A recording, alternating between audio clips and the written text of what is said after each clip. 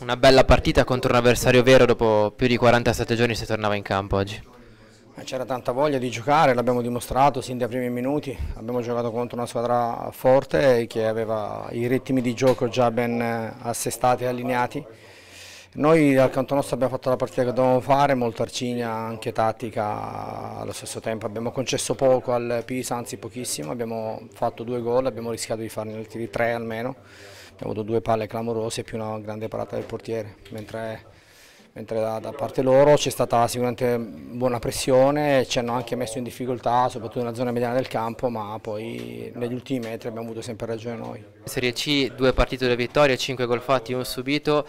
però che cosa si aspetta mister Boscaglia e dove vorrebbe giocare la settimana prossima? Io vorrei giocare in Champions League e vincerla pure, cioè, questo è normale. Dobbiamo attendere, noi oggi abbiamo dimostrato, la società, i giocatori, lo staff hanno dimostrato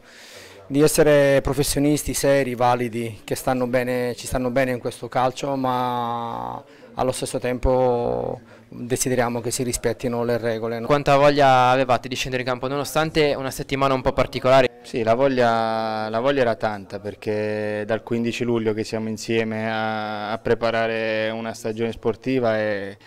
ad oggi avevamo 3 partite ufficiali, quindi la rabbia e la voglia era tanta e penso che oggi l'abbiamo dimostrato e ci siamo tolti una bella soddisfazione. Per noi era una vittoria che ci voleva per i sacrifici che abbiamo fatto finora noi, la società, tutti, e penso che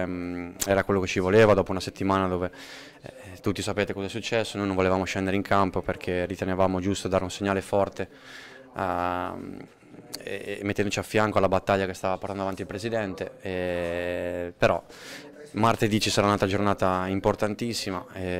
spero che sia la giornata finale e che vada a confermare una sentenza che già c'è e che purtroppo non è stata confermata, che è quella che noi dovremmo giocare in B.